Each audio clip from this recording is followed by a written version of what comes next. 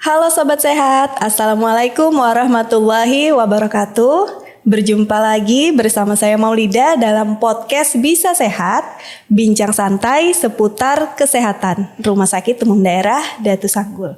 Nah Sobat Sehat, hari ini saya kembali akan berbincang santai dan kali ini saya ditemani oleh dokter ini. Nah beliau sebagai PLT Direktur Rumah Sakit Umum Daerah Datu Sanggul.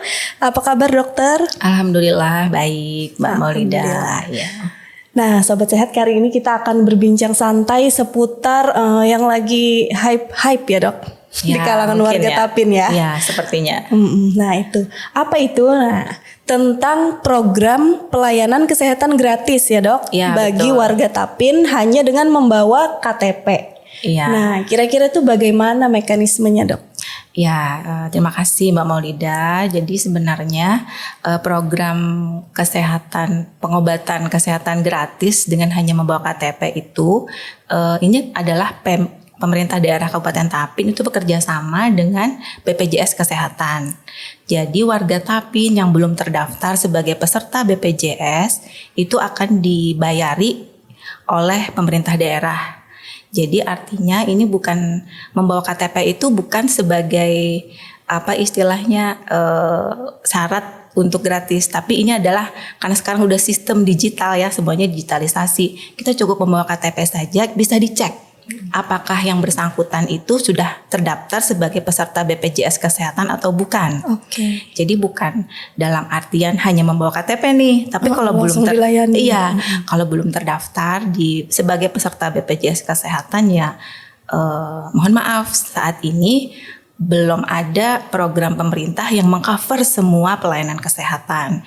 Jadi hanya yang sesuai dengan regulasi BPJS Kesehatan. Jadi yang belum terdaftar, silakan masyarakat Kabupaten Tapin yang memang mungkin belum terdaftar nih di BPJS Kesehatan. Ini mumpung nih dari pemerintah daerah itu sudah membuka peluang ya. Jadi silahkan mendaftar di Mall Pelayanan Publik. Ini kantornya dulu di kantor Pemda dulu. Atau kantor sebelah Bupati yang iya itu kantor ya, Bupati dulu sebelah Rumah Sakit Datu Sanggul yang lama. Nah, jadi cukup membawa KTP dan kartu keluarga. Nah, situ bisa didaftarkan untuk bisa menjadi peserta BPJS Kesehatan.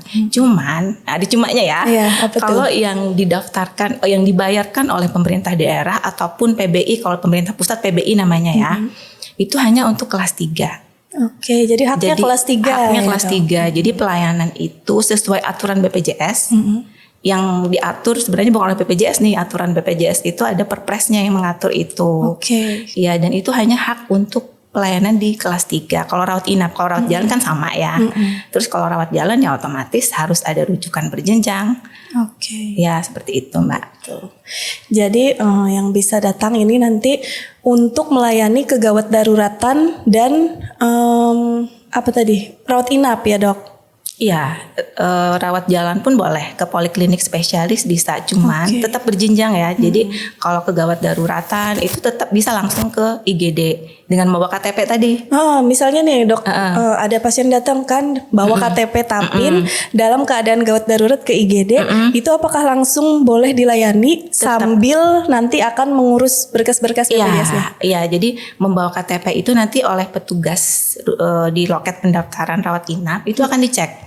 Ini sudah terdaftar belum sih sebagai peserta BPJS Kesehatan? Kalau belum nanti bisa dibantu oleh petugas atau nanti keluarga yang bersangkutan itu ke Mall Pelayanan Publik untuk mendaftarkan apabila memang ingin didaftarkan sebagai peserta yang dibantu oleh pemerintah daerah. Tapi syaratnya tadi ingat, hanya untuk pelayanan perawat inap kelas 3. Kelas 3. Iya, tidak boleh naik kelas karena ini udah diatur oleh di Perpres. Jadi semua yang dibiayai oleh pemerintah daerah maupun pemerintah pusat itu tidak boleh naik untuk perawatan rawat inap ya, tidak boleh naik ke kelas di atasnya. Karena ini kan istilahnya subsidi ya. Kalau mau naik artinya mungkin bukan lagi termasuk kategori masyarakat yang perlu disubsidi. Iya.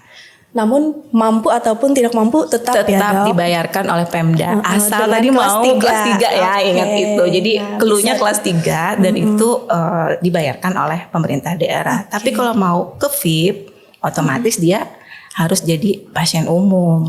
Oke. Nah, sedangkan untuk masyarakat yang tujuannya datang berobat ke rumah sakit untuk ke poliklinik rawat jalan berarti menunggu dulu, harus aktif dulu BPJS-nya baru berjenjang. Betul. Jadi kalau misalnya dia datang nih ke poliklinik mau pengobatan, mau periksa, biasanya periksa hamil. Iya. Nah, tapi dia belum terdaftar sebagai peserta BPJS Kesehatan. Berarti dia harus ke mall pelayanan publik dulu untuk mendaftarkan kepesertaan BPJS-nya. Nah, itu dan harus mengikuti alur sesuai alur dari BPJS sendiri. Jadi ke puskesmas atau kalau disebut itu fasilitas kesehatan tingkat pertama, boleh puskesmas, boleh dokter keluarga kalau sekarang. Baik. Nah, ini selanjutnya Dok. Kalau untuk warga Tapin nih yang sudah memiliki BPJS kelas 3, boleh nggak mereka mengajukan juga agar bisa iurannya ditanggung oleh pemerintah? Sejauh yang saya ketahui itu boleh. Jadi silahkan untuk merubah nih. Karena mungkin yang udah bayar kelas 3 itu juga bukan orang mampu ya. Iya. Tapi karena memang perlu nih kalau ada apa-apa, perlu pengobatan. Jadi silahkan datang ke mall pelayanan publik untuk merubah yang tadinya bayar sendiri minta dibayari Pemda. Nah, tapi untuk prosedurnya nanti langsung ke mall pelayanan publik, bukan di rumah sakit ya. Nah, Nah, selanjutnya nih kalau ini berarti ya sebagai peserta BPJS ya nanti pada akhirnya sebenarnya semua layanan itu bisa nggak Dok dilayani sebagai peserta BPJS ini?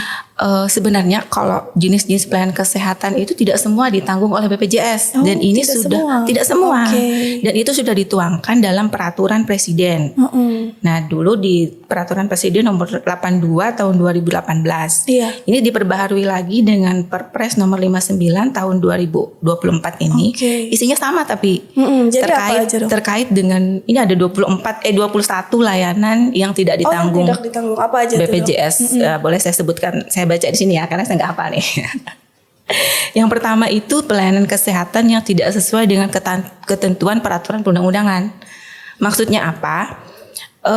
Yang tadi kalau misalnya nih saya datang ke rumah sakit nggak bawa rujukan, walaupun saya peserta BPJS, mau ke poliklinik spesialis gigi misalnya. Iya, rawat jalan ya Dok. Rawat jalan, mau tambal gigi ini. Kita kan sudah punya dokter spesialis konservasi ya. Jadi spesialis konservasi gigi kita sudah punya.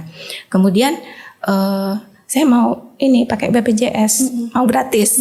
Nggak bisa karena tidak sesuai dengan ketentuan. Ketentuannya itu peserta yang pertama itu kan ke dokter keluarga atau puskesmas. Kecuali yang dua ini tidak mampu, baru dirujuk ke rumah sakit di poliklinik rawat jalan, kecuali yang tadi yang gawat darurat kayak langsung. Iya, terus yang kedua tentu saja pelayanan kesehatan dilakukan di fasilitas yang tidak bekerja sama dengan BPJS tentu tidak bisa. Kan ada ya beberapa. Iya, kayak rumah sakit swasta kan mungkin tidak semua bekerja sama dengan BPJS, tapi kalau rumah sakit pemerintah setahu saya sih semuanya sudah bekerja sama dengan BPJS Kesehatan. Tapi beberapa rumah sakit swasta pun sudah mulai membuka diri untuk bekerja sama. Nah, kemudian yang ketiga itu penyakit atau cedera akibat kecelakaan kerja. Kecelakaan kerja juga itu ditanggung oleh BPJS Ketenagakerjaan. Atau dulu jam sostek namanya ya. Jam sostek. Nah, itu. Jadi kemudian yang keempat itu pelayanan kesehatan karena kecelakaan lalu lintas. Nah, kecelakaan lalu lintas ini penjamin pertamanya adalah Jasara Harja. Kalau kita bayar pajak tahunan kendaraan bermotor, itu kan ada di situ sudah termasuk kita bayar asuransi untuk itu. Kemudian angkutan umum juga di situ sudah termuat asuransi terkait untuk kecelakaan ini. Nah, jadi penjamin pertamanya kalau kecelakaan lalu lintas adalah Jasara Harja. Kemudian kalau dia kecelakaan tunggal, itu bisa BPJS Kesehatan yang mengcover, membayar, tapi ada tapinya. Apa tuh? Harus ada laporan polisi. Nah, ini yang kadang biasanya nih di lapangan ya kita sering temui, saya punya BPJS nih, kok nggak bisa? Nah, tapi karena ini kecelakaan lalu lintas itu harus ada laporan polisi. Masyarakat kan biasanya males ya kalau pikir laporan. Biasanya dia tiba-tiba jatuh di jalan raya, entah kena jalannya berlubang atau ada batu. Nah, itu kan sebenarnya bisa oleh Jasara Harja yang oleh BPJS Kesehatan, tapi harus ada laporan polisi karena kejadiannya di jalan raya. Nah, mohon maaf nih dok sebenarnya. Iya. Misalnya nih pasien datang dalam keadaan kecelakaan ya ke IGD. Tapi yang tidak ditanggung BPJS tadi kecelakaannya. Nah itu pasiennya langsung dilayani nggak dok? Oh kalau di rumah sakit insya Allah semua pasien tanpa kita menanyakan dulu nih. Iya. Apalagi kalau di emergency dia datang kita tidak nanyain Pasti lagi. dilayani ya Pasti dok? dilayani. Oke, jadi nanti bisa sambil pasiennya ngurus. Iya, jadi jasa kalau begitu harja. pasien datang kita kata, bapak ada BPJS nggak? Enggak. Jadi tetap dilayani. Paling nanti pas mau pulang, Pak ini pembayarannya apa? Tapi setelah dilayani, Oke, nah siap. itu sudah jadi standar prosedur di rumah sakit. Oke, baik dok. Lanjut Iya, dok. lanjut Apalagi ya. tuh, Dok? Kemudian pelayanan kesehatan dilakukan di luar negeri. Oh, di luar negeri kan sudah pasti. Udah pasti ya kalau di luar negeri ya. Kemudian Rujukan ke luar negeri nih. Kemudian untuk tujuan estetik, nih ada jerawat nih, mau apa? Mau pakai krim-krim apa? Nah, itu nggak ditanggung oleh nggak ada. BPJS Kesehatan. Terus? Kemudian untuk mengatasi infertilitas kayak bayi tabung, diagnostik yang ibaratnya nih sudah pasangan sudah menikah 10 tahun, Iya. terus mau mencoba bayi tabung dan sebagainya terkait dengan infertilitas itu tidak dijalani oleh BPJS. Kemudian kalau terkait layanan gigi itu meratakan gigi pakai apa sih namanya kawat gigi. Nah itu nggak itu kan istilahnya kosmetik ya. Kalau yang tambal menambal tadi terus gigi dicabut itu masih ditanggung masih ya, dok? karena itu kan pengobatan ya. Kalau sudah meratakan itu kan kecantikan. Iya. Nah itu kemudian yang ke-9 itu ketergantungan obat atau alkohol. Oke. Nah itu juga nggak ditanggung oleh BPJS Kesehatan. Kemudian yang ke-10 gangguan kesehatan akibat sengaja menyakiti diri atau akibat melakukan hobi yang membahayakan diri. Contoh upaya bunuh diri. Nah itu tidak ditanggung. Kemudian yang apa istilahnya hobi para layang, kemudian motor itu. Kalau motor kan boleh di jalan raya ya. Tapi kalau para layang dia itu kan adalah hobi ekstrim yang kemudian kalau terjadi kecelakaan itu tidak dijamin oleh BPJS Kesehatan. Jadi mungkin bagi warga nih yang suka kegiatan ekstrim itu tolong diingat bahwa ini kalau ada apa-apa nih nggak ditanggung oleh BPJS Kesehatan. Nah kemudian yang ke-11 pengobatan komplementer atau alternatif. Masyarakat kan sering pengobatan tradisional dan sebagainya. Kadang di beberapa rumah sakit itu sudah ada yang membuka pengobatan tradisional komplementer. Tapi kalau kita di kawasan sejauh saya belum sih. Itu juga tidak ditanggung. Kemudian pengobatan yang dikategorikan sebagai percobaan atau eksperimen. Ini tidak di tempat kita biasanya. Ini di rumah sakit tipe A yang ada center gitu pendidikan. Iya.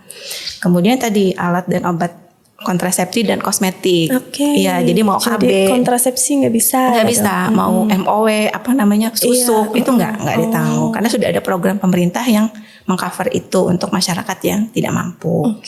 Kemudian perbekalan kesehatan rumah tangga itu kayak sabun dan teman-temannya itu ya tidak ya. Iya jelas ya. Jelas itu jelas. Tapi jelaskan di perpres ini gitu loh. Nah kemudian pelayanan kesehatan akibat bencana pada masa tanggap darurat. Contohnya kayak kemarin COVID. Nah kalau COVID kemarin kan yang membayar klaim itu adalah Kementerian Kesehatan bukan BPJS. Karena ini dalam masa bencana atau tanggap darurat. Nah kemudian dalam kesehatan dalam rangka bakti sosial. Nah itu bakti sosial juga nggak bisa diklaimkan. Ini bakti sosial dibayarkan misalnya oleh dinas ada acara gitu ya. Dinas sosial. Terus rumah sakit ikut-ikutan nih mengklaim. Nah itu nggak bisa. Pasti nanti kita kena audit kalau kita melakukan hal seperti itu. Nah kemudian pelayanan kesehatan pada kejadian yang diharapkan dapat dicegah. Misal di rumah sakit nih, pasien masuk dengan stroke misalnya. Kan standarnya harus ada ranjang yang bisa menahan palangnya itu diangkat. Nah kemudian ternyata itu nggak dilakukan. Terus dia jatuh patah. Nah dia kan masuknya dengan stroke ya. Terus ada kondisi patah tangan misalnya. Terus patahnya itu perlu pengobatan, perlu dioperasi. Nah, operasi untuk patahnya nggak ditanggung oleh BPJS. Kalau ini kesalahan rumah sakit, artinya rumah sakit yang menggratiskan kalau yang ini ya. Tapi bukan BPJS. BPJS nggak bisa diklaim ibaratnya. Nggak bisa diklaim. Iya. Kemudian yang ke-18, pelayanan kesehatan akibat tindak pidana penganiayaan. kekerasan seksual, korban terorisme, tindak pidana perdagangan orang. KDRT misalnya dok? Iya, harusnya seperti itu ya. Oke. Biasanya itu di cover oleh, kalau di tempat kita, Badan Pemberdayaan Perempuan. Biasanya mereka yang membantu untuk hal-hal yang seperti ini. Oke. Kemudian yang ke-19, bahan kesehatan tertentu yang berkaitan dengan Kementerian Pertahanan. Nah, saya mungkin kurang jelas ya seperti ini. Okay. Mungkin terkait dengan tugas-tugas mereka seperti apa. Mungkin itu sudah di cover oleh Kementerian Pertahanan. Mungkin seperti itu. Nah, kemudian yang ke-20, pelayanan lain yang tidak ada hubungannya dengan manfaat jaminan kesehatan yang diberikan. Oke. Ya, kemudian yang terakhir ini, pelayanan yang sudah ditanggung dalam program lain. Contohnya kayak tadi, TB itu sudah ditanggung oleh pemerintah melalui Kementerian Kesehatan. Itu nggak bisa dengan BPJS. Iya, kemudian vaksin yang wajib itu sama yang sunnahnya juga tetap nggak ditanggung ya, vaksin itu. Vaksin dasar itu kan dibiayai oleh Kementerian Kesehatan. Oh gitu ya. Iya, jadi nggak bisa kita mengadakan sendiri nih vaksin, kemudian kita klaim, itu nggak bisa. Okay. Kemudian kita punya layanan nih, vaksinasi internasional, misalnya buat orang mau umroh. Sekarang udah ada kewajiban lagi nih, meningitis. Nah, kita ada buka layanan. Bisa nggak nih kami gratis dengan nggak BPJS? Bisa. Gitu. Iya, karena ini bukan layanan yang tidak ada hubungannya dengan manfaat jaminan kesehatan. Jadi ini kemudian medical check up itu juga tidak masuk dalam pembiayaan BPJS Kesehatan, kecuali ada beberapa yang kayak misalnya mereka kadang punya program pap smear. Oh iya betul. Nah, biasanya untuk usia-usia perempuan usia subur yang sudah menikah, itu ada program dari BPJS Kesehatan untuk melakukan pap smear. Tapi nanti ditunjuk di klinik mana atau dan waktunya khusus berarti? Iya, tidak setiap saat ya dok? Tidak setiap saat. Iya, nanti kadang diumumkan. Ada pernah di Prodia, pernah di klinik di Baraba itu juga pernah saya tahu saya. Tapi itu maksudnya bukan hal rutin. Yang bisa kita misalnya mau pap smear nih, mau deteksi, pakai itu di rumah sakit itu saat ini belum, kecuali memang bukan untuk deteksi ya, tapi memang untuk diagnostik. Nah, diagnostik beda lagi. Ya, mungkin itu sih Mbak Maulidah. Oke. Nah, ini masyarakat perlu tahu nih ya, apa aja yang ditanggung dan tidak ditanggung oleh BPJS tadi. Iya. Oke, terima kasih nih dokter. Tadi sudah disampaikan tentang pelayanan apa yang ditanggung dan tidak ditanggung oleh BPJS. Iya. Nah, yang terakhir nih dok, mungkin ada pesan untuk sobat sehat semuanya. Iya, terima kasih ya untuk sobat sehat semua dan masyarakat Tapin. Mungkin informasi yang tadi saya sampaikan masih belum semua tersampaikan ke masyarakat. Jadi harapannya mulai sekarang dan kedepannya tolong, karena ini adalah asuransi ya. Kalau BPJS sebenarnya asuransi, tapi sifatnya sosial. Karena itu adalah asuransi, pasti ada dong syarat dan ketentuan berlaku. Betul. Nah, jadi mohon juga dipahami, kami juga dari pemberi pelayanan maunya tuh semuanya kami layani dengan gratis. Tapi ternyata dari aturan Perpres ini memang ada 21 layanan yang memang tidak bisa ditanggung oleh BPJS, dan kita sudah bikin banner di depan IGD, di Poli. Jadi mudah-mudahan juga di sosmed kita juga sudah disampaikan. Jadi mudah-mudahan masyarakat juga bisa memahami apa saja sih yang bisa ditanggung oleh BPJS. Mungkin itu saja Mbak Maulidah. Baik, terima kasih dokter ini sudah meluangkan waktunya untuk berbincang santai di podcast Bisa Sehat ya dok. Iya. Nah baiklah sobat sehat, sampai di sini perbincangan kita bersama dokter ini dalam podcast Bisa Sehat. Sampai jumpa pada podcast selanjutnya dan jangan lupa berikan like, komen, dan subscribe. Baiklah, saya Maulidah pamit undur diri. Wassalamualaikum warahmatullahi wabarakatuh. Lately, a gift from above. Oh, how you complete me. Up early morning, you come and you wake me. We sit as the sun lights our face.